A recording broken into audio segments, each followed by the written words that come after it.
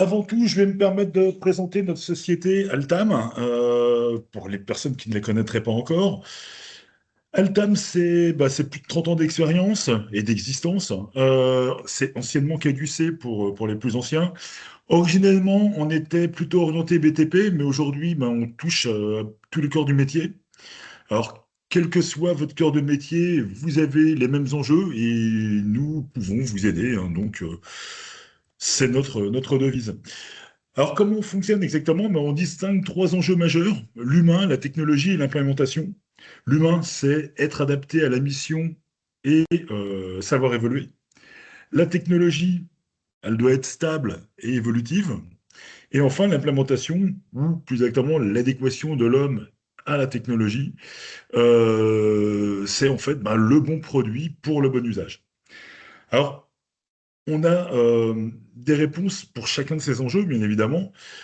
En ce qui concerne l'enjeu humain, on propose de la régie, hein, de la délégation de personnel, de l'aide au recrutement et de la formation. Pour ce qui est de la technologie, on fait de la vente de hardware et software, des solutions SaaS et DaaS. Donc SaaS pour Software as a Service et DaaS pour Device as a Service. Et enfin, on propose de l'infogérance et des solutions cloud. Enfin, en termes d'implémentation, nous pouvons vous aider en termes de conseils, de consulting et d'intégration IT. Alors, notre démarche, elle réside dans la résolution des problèmes humains et technologiques de la manière suivante. D'abord, on fait émerger le besoin en termes humains, techniques, technologiques ou de conseils. Ensuite, on vous accompagne dans la réalisation, donc par le biais de régie, recrutement ou d'aide au recrutement, de consulting, de formation et de solutions hardware et software. On peut produire pour vous, hein, modélisation de projet, développement d'API, création de blocs ou de familles. Et enfin, on vous suit sur le long terme à travers l'infogérance IT, les solutions SaaS et DaaS dont j'ai parlé et bien évidemment la formation.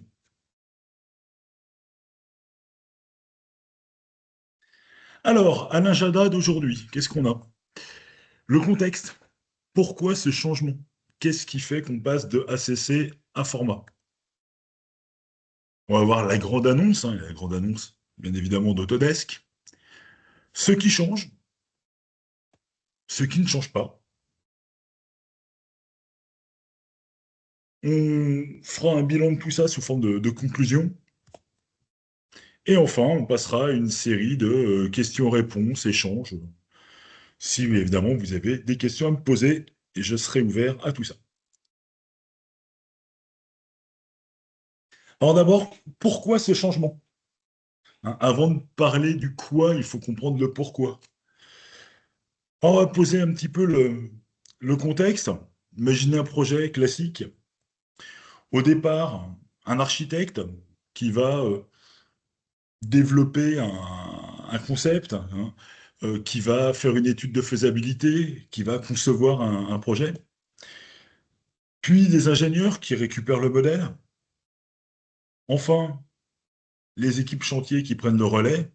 Et puis, pour terminer, le bâtiment est exploité pendant des années.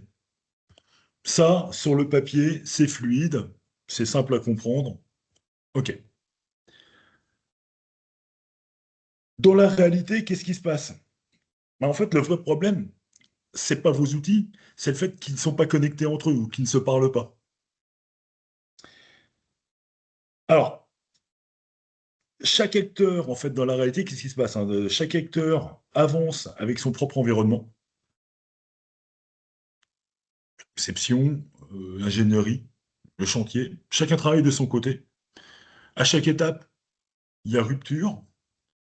On exporte, on importe, on transforme. Euh, Résultat, on perd des informations, il y a des incohérences. On passe beaucoup de temps à faire circuler plutôt qu'à créer. Et puis, c'est un petit peu comment je dirais, le Capharnaüm. Donc c'est pas, encore une fois, c'est pas un manque d'outils, hein. Les outils, on les a, on les a, il n'y a aucun problème. En fait, ce qui manque, c'est la connexion entre ces différents outils. Et en fait, bah, c'est précisément ces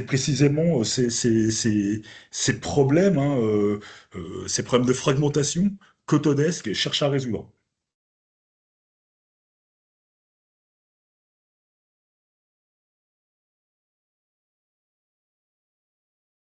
Alors, la vision d'Autodesk, pourquoi ce changement, hein, toujours? Bah, la vision d'Autodesk, elle est simple. C'est passer d'une succession d'outils isolés à une plateforme unique, connectée, qui couvre tous les cycles du projet. Alors, je ne sais pas si vous avez là, je parle de projet AECO. Souvent, vous avez entendu parler d'AEC, AEC pour Architecture, Engineering and Construction. Et là, on a rajouté O pour Operating. C'est en fait la fin du projet. C'est l'exploitation du projet. Donc, vraiment, planification, conception, construction, exploitation. Donc, de la planification à l'exploitation, toutes les étapes sont reliées par une même logique, la donnée.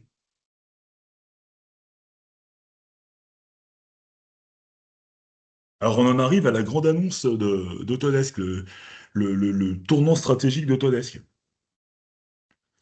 Alors, la question en fait, tout le monde se pose, c'est est-ce que réellement Autodesk va remplacer Autodesk, enfin, plutôt, est-ce que Autodesk format remplace Autodesk Construction Cloud, le fameux ACC? En réalité, c'est pas vraiment un remplacement. C'est pas, en tout cas, c'est pas une suppression. C'est plutôt une transformation. Alors, depuis mars 2026, Autodesk Construction Cloud, toujours un ACC, n'est plus présenté comme une plateforme indépendante. Il est désormais intégré dans Forma. Alors, il faut savoir, hein, je vais revenir un tout petit peu sur l'histoire, sur l'historique de Forma. Forma, à l'origine, c'est une plateforme cloud d'Autodesk. Vous l'avez peut-être entendu arriver il y a je crois, 3 ans de ça, 3, 4 ans, qui s'appelait Spacemaker. Donc Spacemaker avait été racheté par Autodesk, et Autodesk en a fait Forma. Et donc c'était une plateforme cloud qui était en fait dédiée à l'analyse des sites, aux études de faisabilité, aux premières intentions, avec une approche basée sur la donnée et pour orienter les décisions très tôt dans le cycle de vie du bâtiment. Et du coup, ça change la lecture. Avant, on avait plusieurs produits bien distincts, ou en tout cas, je dirais que globalement, on avait deux plateformes bien distinctes, Format et de l'autre côté ACC. Aujourd'hui, Autodesk regroupe tout sous une même bannière. Format devient le point d'entrée unique de notre système. Ce qui est important, c'est que les outils ne disparaissent pas. Ils changent simplement de maison. Autrement dit, on ne remplace pas Autodesk Construction Cloud, on l'intègre dans quelque chose de plus grand. Voilà. C'est comme si, en fait, ACC avait été absorbé par Forma. Ça, c'est la séance, pardon, la nuance essentielle à, à comprendre pour justement comprendre la suite.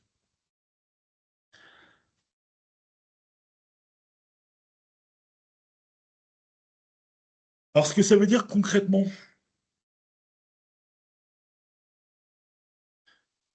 qu'est-ce que ça va changer pour vous au quotidien? Bah, honnêtement, pas grand-chose. Au quotidien, à première vue, vous allez continuer à travailler avec les mêmes outils comme avant. La vraie différence, en fait, elle est ailleurs.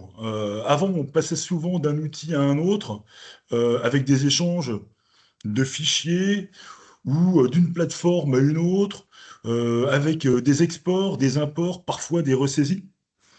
Aujourd'hui, l'idée, elle est d'avoir un environnement plus fluide, pardon, où les données circulent mieux entre les étapes du projet. Format joue ici un rôle de point d'entrée et permet de mieux connecter les différentes phases et garder une continuité dans l'information. Résultat, moins de ruptures, moins de manipulation inutile et une donnée qui reste exploitable tout au long du projet. Alors, finalement, qu'est-ce que ça change? Bah, concrètement, ce qui change pour vous, c'est surtout le cadre global dans lequel s'inscrivent vos outils. Aujourd'hui, Autodesk regroupe l'ensemble des solutions sous une bannière unique, format. Voilà. C'est pas un changement dans vos usages quotidiens, plutôt une manière dont la plateforme est présentée et structurée. Les outils que vous connaissez déjà comme Docs, Beam Collaborate, Build, Takeoff restent les mêmes dans leur fonctionnalité. Ils conservent leur rôle, leur fonctionnalité et leur et leur logique d'utilisation.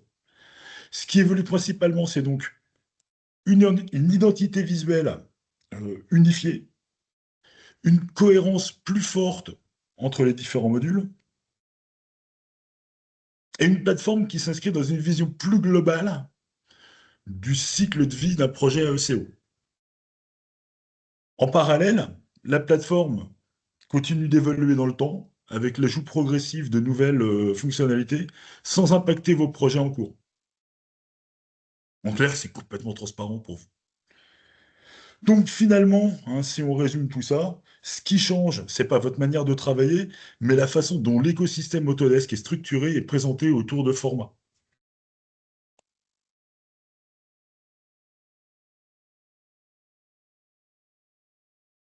Qu'est-ce qui ne change pas? Bah, en fait, il n'y a pas grand-chose hein, qui change. À l'inverse, ce qui est essentiel à comprendre, c'est que c'est ce qui ne change pas. Donc, dans votre quotidien, vous continuez à travailler avec les mêmes outils qui fonctionnent de la même manière. Vos projets restent en place, vos données également. Donc, il n'y a pas de migration à prévoir, ni de perte d'informations. D'ailleurs, la plateforme, quand on se connecte dessus, continue à s'appeler acc.autodesk, etc. Il y a même pas un renommage de la plateforme, hein. C'est vraiment juste le nom de la plateforme qui change, mais l'adresse web ne change pas. Euh, les workflows que vous avez mis en place ne sont pas remis en question. C'est toujours les mêmes. Vous continuez à collaborer, à coordonner et à gérer vos projets comme vous le faites aujourd'hui. Donc, l'expérience utilisateur, elle reste très proche, hein. Il n'y a pas de réapprentissage en profondeur, pas de rupture dans les habitudes, pas de changement majeur dans la prise en main. Donc, encore une fois, je pense que rien ne change, mis à part quelques noms. Alors, on va le voir hein, avec cette dernière slide. En conclusion, ce qu'il faut finalement retenir, c'est que Autodesk Construction Cloud, je vais l'appeler ACC, c'est beaucoup plus simple. ACC ne disparaît pas, mais devient Autodesk Format. On n'est pas sur une fusion, mais plutôt sur une évolution. Autodesk a pris ACC comme base, l'a enrichi avec les capacités de format et a unifié le tout sous un seul nom et ils ont choisi de l'appeler format. Vous en pensez ce que vous voulez. Moi, j'aurais peut-être pris un autre nom pour essayer de ne pas brouiller les pistes, mais voilà, ils ont décidé de l'appeler format. Donc, du coup, bah, l'ancien format, il fallait bien lui retrouver un nom, lui devient format site design. Donc, quand vous irez sur votre plateforme format, vous retrouverez votre format sous le nom de format site design, voire même de design. Hein. Dans la plateforme format, vous verrez que parmi les différents modules qui se trouvent dessus, on retrouve design. Et côté des outils, bah, pareil, hein, dans vos usages, rien ne change, seulement les noms qui s'alignent. Docs bah, devient format data management. Vous allez voir qu'il y a beaucoup de formats, hein. BIM Collaborate Pro devient format design collaboration. D'ailleurs, on notera au passage que BIM Collaborate tout court disparaît. Donc on passe directement à format design collaboration. Autodesk Build devient format build. Autodesk Takeoff devient format takeoff. Et enfin, Autodesk Estimate devient, mais je suis sûr que vous l'auriez deviné, format Estimate. Voilà. Bah, écoutez, ça a été court et intense. Est-ce que vous avez des questions ou est-ce que vous voulez qu'on discute de tout ça? Alors, est-ce que veut ouvrir son micro ou est-ce que quelqu'un a laissé des questions dans le chat? Alors, il n'y a rien dans le chat, Stéphane, pour le moment. Et moi, je voudrais juste apporter une micro-précision à ce que tu as dit. C'est Vas-y. que pour le moment, ça ne change rien, mais les prochaines mise à jour Autodesk, peut-être 2028 et ou 2029, il y aura peut-être quand même des évolutions sur cette plateforme. Mais pour le moment, ça ne Ah, change mais rien, en effet. de toute façon, ça reste une plateforme. Et c'est toute la subtilité qu'il y a entre avoir un logiciel en dur et une plateforme. C'est qu'un logiciel tel que Revit ou AutoCAD, pour implémenter des nouveautés, il y a un gros boulot, etc. Sur une plateforme, ça va beaucoup plus vite.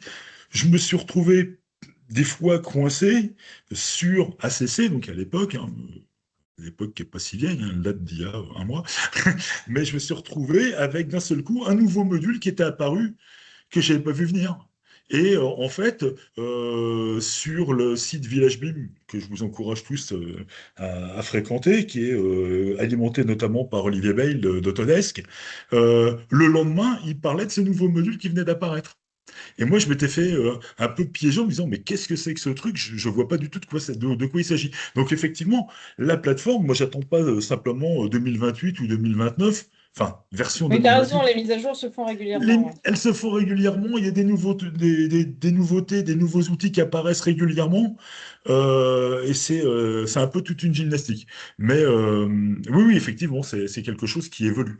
Mais encore une fois, par contre, cette plateforme qu'ils ont donc nommée Format, c'est un peu un casse-tête parce qu'il faut réapprendre tous les noms. Au Oui, final, bah oui. on est un peu piégé par les noms, mais finalement, la plateforme est strictement comme avant, quoi. C'est juste que plutôt que d'avoir deux plateformes, c'est-à-dire d'un côté, anciennement Spacemaker, et de l'autre côté ACC, ben, on est venu enrichir l'une avec l'autre, et puis on a décidé, alors je sais pas comment ils ont fait, s'ils ont tiré à la courte paille, au sort, à pile ou face, mais ils ont dit, bah tiens, c'est Format qui va prendre le nom. Moi, j'aurais eu plutôt tendance à dire, on garde ACC, mais je travaille pas chez Autodesk. Ou alors j'aurais pris un autre nom complètement différent, en se disant, bah voilà, on va faire un coup en disant qu'on crée quelque chose de nouveau, et on l'aura appelé Tartampion ou Tartamol, peu importe. Mais voilà, c'est un peu le piège des noms qu'on réutilise et puis qui, au final,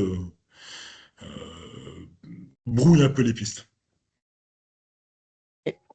Toujours pas de questions? Pour le moment, il n'y en a pas. En tout cas, j'en vois pas. C'est que c'était clair, faut croire. Bah écoute, ou alors j'ai endormi tout le monde ou j'ai perdu tout le monde. Bah écoute, en tout cas, merci à tous d'être venus. Merci Julie d'avoir enrichi cette séance de questions-réponses. Je rappelle à tous que vous pouvez nous suivre sur le web, bien évidemment, via notre site Altam, sur les réseaux sociaux tels que LinkedIn. Et bien évidemment, je vous encourage à venir vous abonner à la chaîne YouTube Altam. Et comme disent les Instagrammeurs et autres YouTubeurs, abonnez-vous, mettez la cloche. Ça vous permettra d'être au courant des dernières nouveautés et des dernières vidéos mises en ligne. Et c'est là où vous retrouverez notamment le replay de ce webinaire ainsi que tous ceux qu'on a fait précédemment. Merci à tous encore une fois. Je vous souhaite une bonne journée et un bon week-end puisqu'il approche à grands pas. C'était